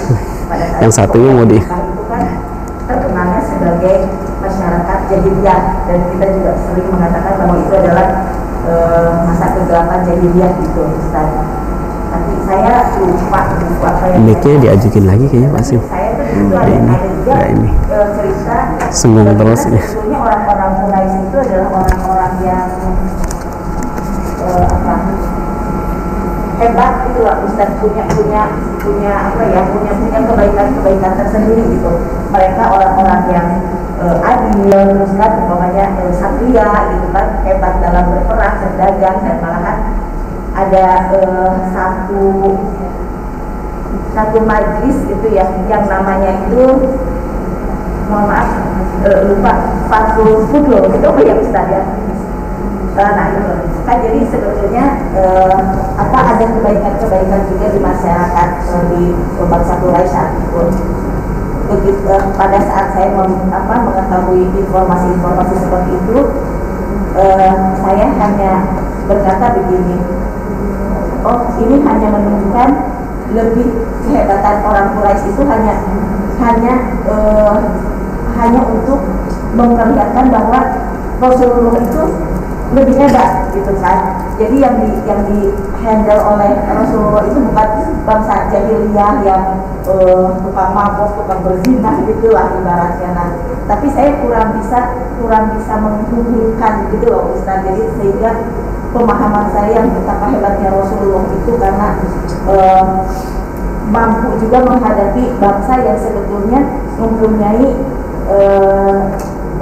kelebihan tersendiri itu. Jadi saya mohon pencerahan Ustaz.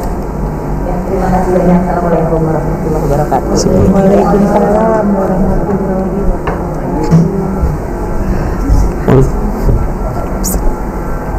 Mas lu jawab sih? Baik. Terima kasih Bunda atas atensi pertanyaannya. Cek.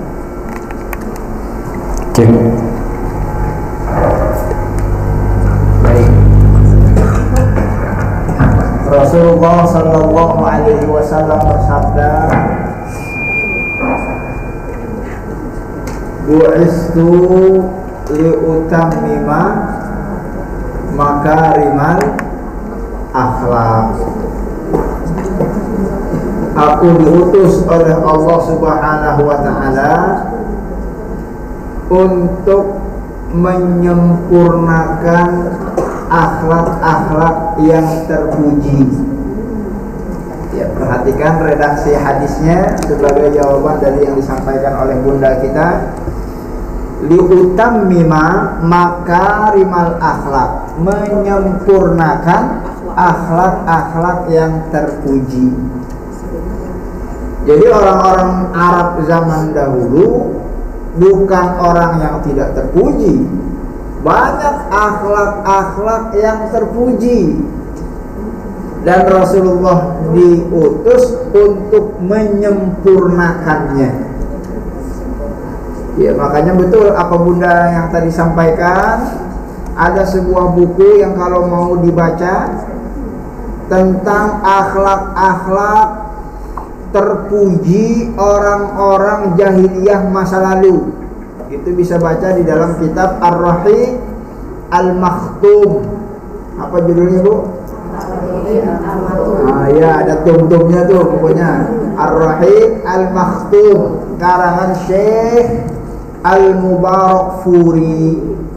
Siapa namanya? Ya, ada furi-furinya. Ya, itu dikupas. Ya, akhlak-akhlak apa saja. Ya, termasuk keberanian, syaja'ah. Ya, orang-orang Arab itu adalah orang-orang yang berani. Ya, enggak takut mati. Ya, untuk mempertahankan haknya mati enggak apa-apa.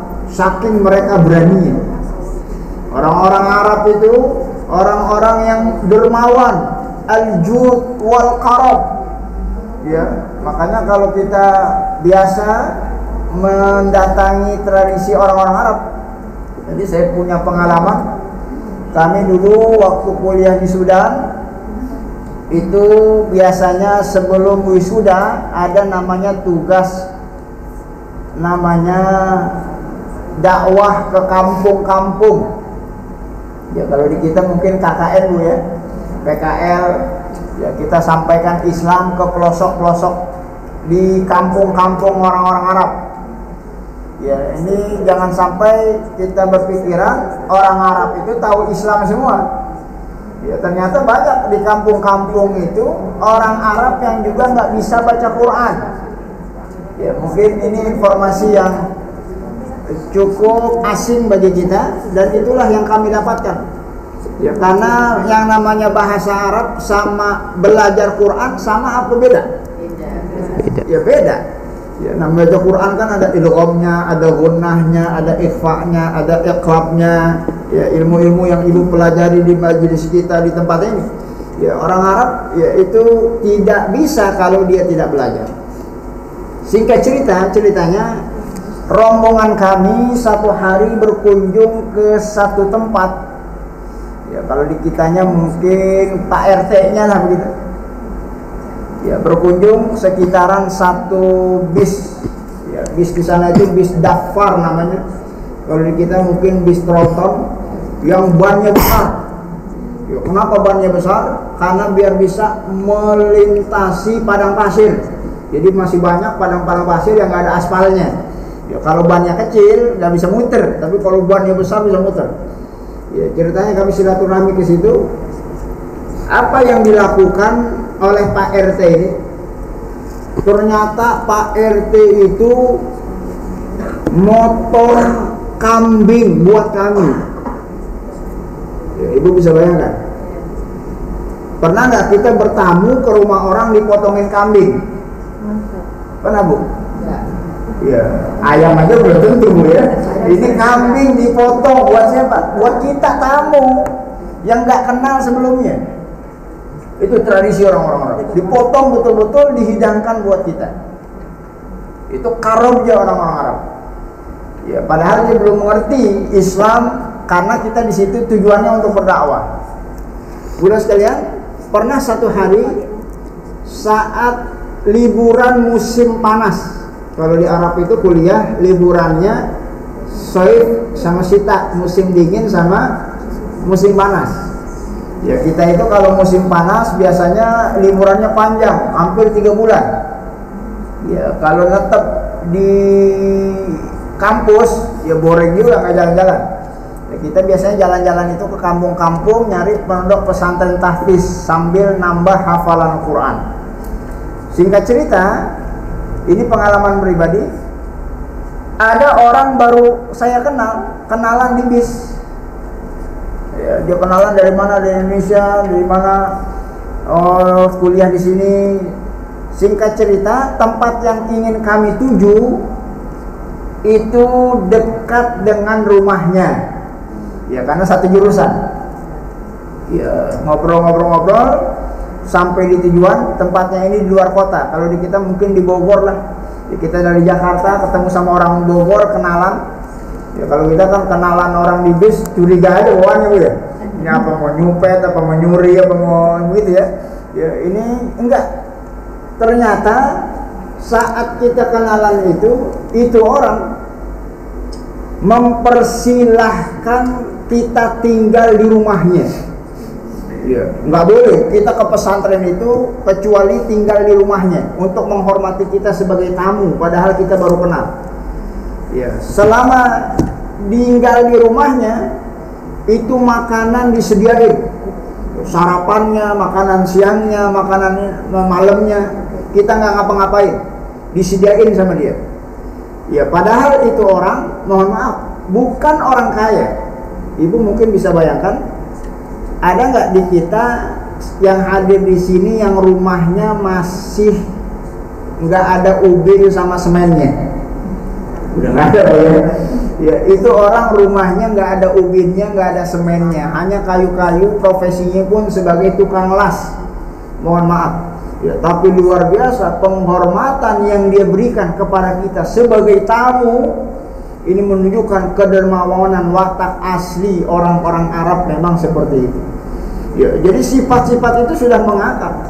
Jadi banyak akhlak-akhlak yang sudah baik yang terjadi di masa lalu, tapi Rasulullah SAW datang untuk menyempurnakan akhlaknya. Adapun yang terkait dengan kejahiliahan itu adalah kejahiliahan yang berkaitan dengan satu ritual perilaku-perilaku yang bertentangan dengan syariat Islam. Ya, seperti ada tradisi saat itu kalau punya anak perempuan, ya, masih ingat Bu sejarahnya Bu? Orang Arab itu senang kalau punya anak laki-laki. Kalau punya anak perempuan dia nggak senang, bahkan dikubur hidup-hidup. Alhamdulillah ibu lahir sekarang ini. Kalau ibu lahir dulu mungkin udah dikubur ibu hidup-hidup. Kenapa? Orang Arab tradisinya begitu. Ya, makanya dulu saat Abu Thalib ya pamannya Nabi mendapati Abdullah, ya mendapatkan anak dari Aminah laki-laki, senang dia, dibawa keliling-keliling Ka'bah, ponakan gua laki-laki, ponakan gua laki-laki. Yang di tanggal 12 Rabiul Awal hari Senin, dialah sosok Nabi Muhammad sallallahu alaihi wasallam. Jadi Abu Thalib itu walaupun kafir, saat mendapatkan informasi Aminah lahir anaknya laki-laki yang merupakan keponakannya, senang dia, sampai dibawa keliling baginda Nabi Muhammad keliling Ka'bah sebagai bentuk kegembiraannya. Ya, dalam riwayat disebutkan karena gembiranya Abu Thalib tersebut, beliau nanti di akhirat masuk neraka karena tidak beriman kepada Rasulullah, tapi tiap-tiap hari Senin dibebaskan siksanya dari api neraka. Ya, ini riwayatnya ibu bisa baca dalam kitab tafsir Ibnu Katsir. Sering dengar bu? Tafsir Ibnu Katsir ada riwayat Abu Thalib dibebaskan dari siksa api neraka tiap hari Senin. Kenapa? Karena tiap hari Senin dia gembira punya keponakan laki-laki. Sehingga kata para ulama, kalau orang kafir saja gembira dengan kelahiran Nabi Muhammad, diangkat siksanya oleh Allah, apalagi kita umatnya Nabi Muhammad yang gembira atas kelahiran Nabi kita Muhammad sallallahu alaihi wasallam. Maka kegembiraan itu merupakan satu bentuk keanugerahan dan keutamaan bagi kita semua insyaallah taala. Baik saudara sekalian, itu yang terkait dengan jenis kelamin. Nah, kita zaman sekarang ya ini kan mirip-mirip juga. Ada sebagian kita yang kalau punya anak pengennya laki atau perempuan tuh? Ya, ada anak pertama laki, kedua laki, ketiga laki, keempat laki, giliran kelima ya laki lagi gitu. Ini kan sama. Ya, ada ketidakridhoan terhadap takdir Allah Subhanahu wa ta'ala. Bahkan berapa banyak ada orang zaman sekarang anaknya belum lahir sudah digugurkan gara-gara jenis kelaminnya beda dengan apa yang diinginkan. Terjadi nggak bu? Di USG anaknya apa nih dok? Ya laki-laki lagi, ya udah digugurin aja. Ya, jadi mana yang lebih jahiliyah? Ya, kalau orang dulu jahiliyahnya baru lahir baru dikubur, orang zaman sekarang belum lahir anaknya sudah digugurkan. Ya, itu berita-berita aborsi, bukankah itu membunuh calon-calon bayi? Ya, ini yang perlu diluruskan. Ya, jadi orang-orang Arab itu masih banyak keutamaan-keutamaan dan Rasulullah datang untuk menyempurnakan. Ya, jangan sampai nanti ini jadi isu kalau orang Arab itu nggak ada kebaikannya, sehingga digiring kita untuk membenci Arab yang pada intinya membenci ya marganya Rasulullah Sallallahu Alaihi Wasallam yang notabene itu adalah orang keturunan Arab, bahasanya pun bahasa Arab, bahkan Quran yang kita baca itu berbahasa Arab. Sholat yang nanti zuhur ibu lakukan pakai bahasa Arab, tapi tiba-tiba muncul ada gerakan anti sama Arab, ambil Islamnya, buang Arabnya. Ya, ini hati-hati, bahaya. Jangan-jangan ingin menyisipkan satu kebencian kepada arah Rasulullah Sallallahu Alaihi Wasallam. Nauzubillah, summa nauzubillah.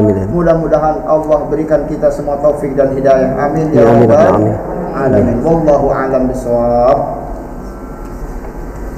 Ada yang lain, Bapak Ibu semua?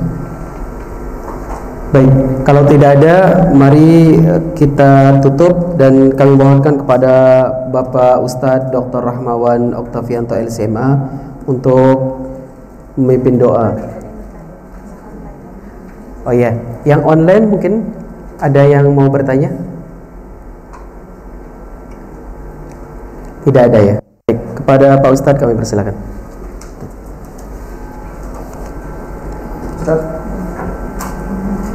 Baik, terima kasih diamanahkan untuk berdoa. Tentu saja mudah-mudahan dengan kesungguhan doa-doa kita serta diaminkan oleh para bunda. Mudah-mudahan doa-doa kita dikabulkan oleh Allah Subhanahu wa taala, Tuhan yang Maha Mampu untuk mengabulkan segala bentuk permohonan. Kita beristighfar kepada Allah Subhanahu wa taala, minta maaf, minta ampun terhadap kesalahan, kekeliruan, dosa-dosa kita di masa lalu yang mungkin itu salah satu penyebab doa kita tidak dikabulkan oleh Allah Subhanahu wa taala. Astaghfirullahalazim. Astaghfirullahalazim. Amin. Astaghfirullahalazim alladzi la ilaha illa huwal hayyul qayyum wa natubu ilaihi. Allahumma inna nas'aluka al-huda wa tuqa wal 'afafa wal ghina. Amin. Ya Allah, anugerahkanlah kepada kami hidayah. Habib ilaina al-iman wa karrih ilaina al-kufra wal fusuq wal isyan. Berilah kami rasa cinta terhadap keimanan dan kemudahan untuk melakukan ketaatan. Berilah kami terhadap kezaliman dan kemaksiatan rasa benci sehingga kami mudah untuk meninggalkan. Ya Allah, ya Tuhan kami, nas'alukal huda wat tuqa wal afafa wal ghina. Allahumma arinal haqqa haqqa warzuqna tiba'ah. Perlihatkanlah kepada kami yang benar, itulah sebuah kebenaran. Berilah kami kekuatan untuk senantiasa istiqamah di dalam kebenaran. Wa arinal batila batila warzuqna jitinabah. Berilah kepada kami mata batin yang mampu melihat kebatilan itu sebuah kebatilan, dan berilah kami kekuatan untuk melawan kebatilan, kezaliman dan bentuk-bentuk kemaksiatan. Ya Allah, ya Tuhan kami, Rabbana ighfir lana wa liwalidayna warhamhum kama rabbawna shighara. Ampuni dosa-dosa kami, dosa-dosa kedua orang tua kami, baik yang masih hidup maupun yang sudah wafat meninggal dunia. Ya Allah, Rabbana ighfir lana wa liwalidayna warhamhum kama rabbawna shighara. Ampuni dosa mereka sebagaimana mereka menyayangi kami di waktu kecil. Ya Allah, mendidik kami agama sehingga kami mengenal Engkau, beribadah kepada Engkau, bersaksi bahwa Engkau adalah Tuhan yang Esa. Ampunilah dosa-dosa mereka semua.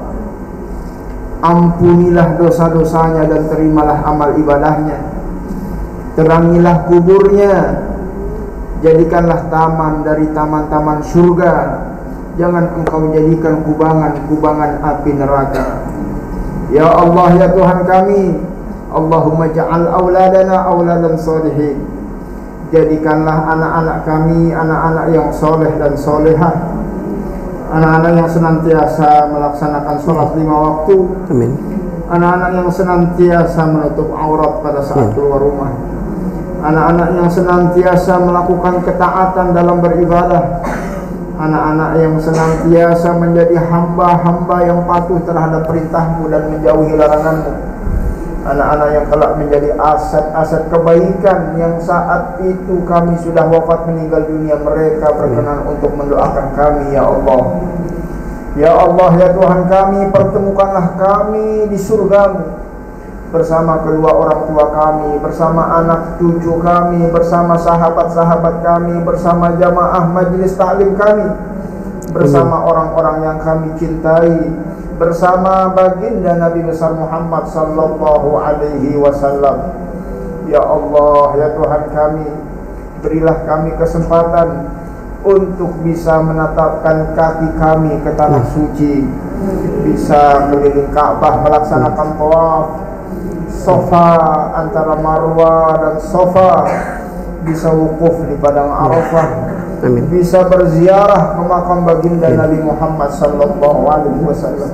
Amin. Untuk langsung bisa mengucapkan assalamu alayka ya Rasulullah. Amin. Salam sejahtera kepada engkau ya Rasulullah. Salam keselamatan kepada engkau ya Habibullah, ya Rasulullah, ya Safiyullah. Ya Allah, ya Tuhan kami, Berikanlah kami kelak syafaat baginda Nabi besar Muhammad sallallahu alaihi wasallam, agar dengan syafaat itu Engkau meridhai kami sehingga Engkau berkenan memasukkan kami semua ke dalam surga-Mu ya Allah, bersama orang-orang yang kami cintai.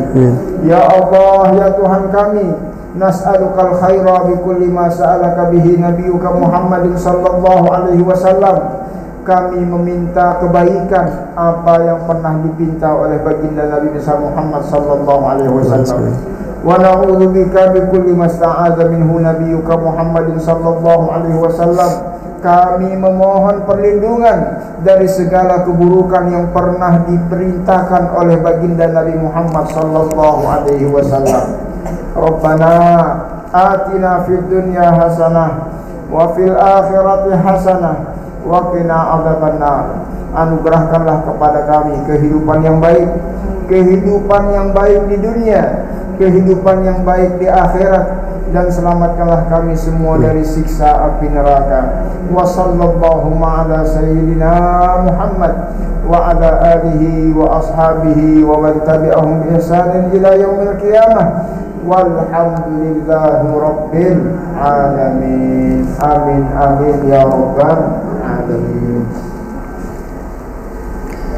Terima kasih kepada Ustadz Dr. Rahmawan Oktavianto LCMA yang sudah memimpin doa, dan kami mengucapkan terima kasih kepada Pak Ustadz yang telah menyampaikan tausiah dan memimpin doanya. Mudah-mudahan ilmu yang beliau sampaikan mudah-mudahan masuk ke dalam dada kita, ke dalam hati kita, dan kita bisa melaksanakan sunnah-sunnah Rasulullah, dan semoga kita bersama keluarga kita, keturunan kita termasuk umatnya Rasulullah, dan kita masuk bersama Rasulullah, bersama keluarga kita dan kepada orang-orang terdekat kita, dan masuk ke dalam surganya Allah Subhanahu wa taala. Amin amin ya rabbal alamin.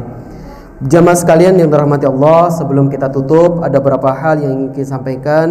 Yang pertama, info dari Majelis Ta'lim Ar-Rayyan, yaitu tentang insyaallah Majelis Ar-Rayyan akan mengadakan rihla pesantren Darut Tauhid Bandung yang akan dilaksanakan pada hari Sabtu dan Ahad tanggal 5 sampai dengan 6 November 2022. Dan insyaallah untuk kuotanya kita batasin sampai dengan 30 orang saja. Nah, bagi jamaah sekalian yang mau mendaftar, silakan bisa menghubungi Ibu Leni. Kemudian informasi dari PKQ atau KLC Al-Azhar Kelapa Gading, Al-Azhar KLC Al-Azhar Kelapa Gading atau Quran Learning Center Al-Azhar Kelapa Gading membuka kelas untuk program kelas tahfiz, kelas tahsin, kelas ta'ud, dan program-program lainnya seperti bahasa Arab, terjemah dan tafsir, karantina tahfiz dan tahsin, yaitu kemudian diklat para guru Al-Quran dan kajian rutin Ar-Rayyan. Dan insyaallah Bapak Ibu semuanya, di KLC ini akan dibuka yaitu kelas sore. Untuk kelas sore kita mulai ba'da maghrib sampai pukul 21.00. Baik, itu saja info dari kami. Kurang lebihnya mohon maaf apabila kekurangan datangnya dari saya sendiri dan kelebihan datangnya dari Allah Subhanahu wa taala. Mari kita tutup pertemuan kita dengan sama-sama membaca hamdalah dan doa kafaratul majlis. Alhamdulillahirabbil alamin. Subhanakallahumma rabbana wa bihamdika asyhadu an la ilaha illa anta astaghfiruka wa atubu ilaik. Terima kasih. Assalamualaikum warahmatullahi wabarakatuh.